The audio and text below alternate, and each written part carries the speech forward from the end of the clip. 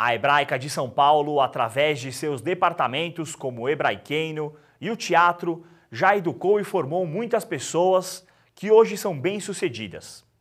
Este é o caso de Alan Fitterman, que hoje é diretor de novelas na Globo e também de cinema. Alan conversou com a nossa repórter Priscila Celino e contou toda a sua trajetória. Olá, hoje eu vou conversar com Alan Fitterman, que é diretor de novelas e também de cinema. Tudo bom, Alan? Oi, tudo bem? Obrigado por me receber.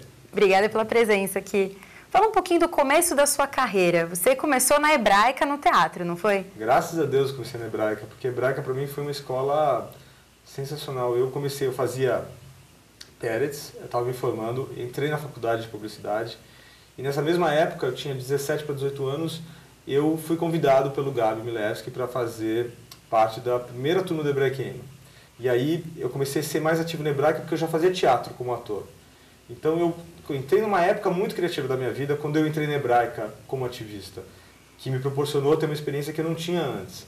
Eu sempre quis fazer teatro e a Hebraica me abriu o canal para isso acontecer e explorar esse lado teatral e o lado de liderança, que aconteceu com o Hebraiqueno.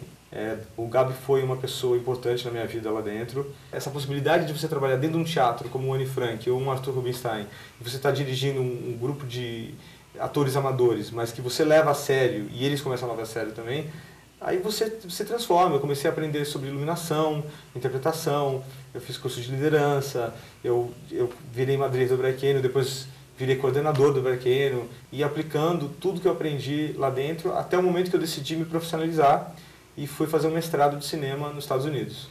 Até aquele ponto, aquilo serviu como uma grande escola para mim. Como que foi toda essa trajetória? Sair da Hebraica, decidir morar fora e depois virar diretor de cinema? Foi difícil, porque depois eu acabei de me formar e eu que tinha muita vontade de fazer cinema. E eu fui procurar saber qual era o melhor lugar do mundo para se fazer cinema. Eu fiquei na dúvida entre ir para Londres e fazer um cinema um pouco mais independente ou ir para Los Angeles e fazer um cinema mais comercial. A minha ideia foi focado para Los Angeles, falei, eu vou fazer um cinema comercial e para isso eu tive que passar por vários obstáculos, e tive que aprender inglês e passar nas provas, entrar na faculdade e entrar no mestrado. Depois disso, nos Estados Unidos você tem direito a um ano de practical training, que depois que você entra numa faculdade, você está lá, quando acaba, eles te dão o direito de trabalhar no mercado. E assim que eu acabei a faculdade, eu comecei a dar aula na New York Film Academy de Los Angeles, de cinematografia e de direção. E aí eu fiquei lá um tempo como professor e fazendo um monte de curtas-metragens, e eu comecei meus longas lá nos Estados Unidos, até que eu voltei para o Brasil pelo convite da Rede Globo. E como é que aconteceu esse convite? Te descobriram? Você que foi atrás da Globo? Não, acho que foi tudo junto. Eu acho que eu não tinha nem a pretensão de ir para a TV Globo. Eu estava bem onde eu estava tudo certo. E eu estava feliz fazendo cinema independente, pagando as minhas contas e sonhando com o Oscar, estava tudo certo. Mas aí eu fiz um filme independente chamado Living the Dream nos Estados Unidos. Foi meu primeiro longa. Nesse primeiro longa, eu chamei a Marília Pêra para fazer uma participação especial nesse filme. A gente se conheceu, eu nunca tinha trabalhado no Brasil em cinema, e eu estava fazendo cinema já nos Estados Unidos, e a Marília escreveu uma carta para a TV Globo dizendo que tinha um diretor bem interessante que ela tinha conhecido. E mais ou menos em 2005 foi quando eu fiz o meu filme com ela como protagonista.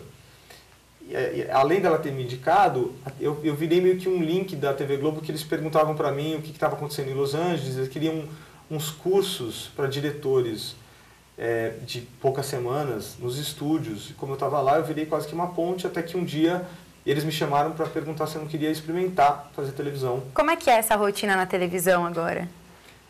É intensa. Também é interessante porque eu cheguei na televisão fazendo... A primeira novela que eu fiz foi Ciranda de Pedra, que foi em 2008.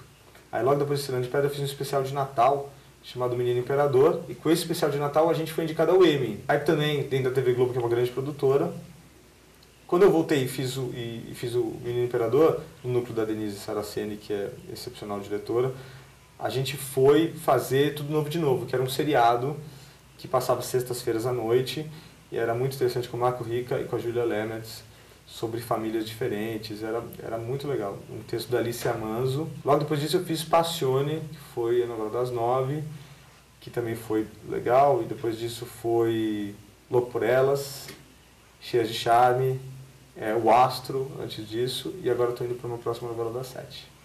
E o que você diria então para esses jovens que pretendem ser diretores, atores, tanto de cinema, teatro e de televisão? Falando um pouquinho da sua experiência. Você tem que acreditar no seu sonho.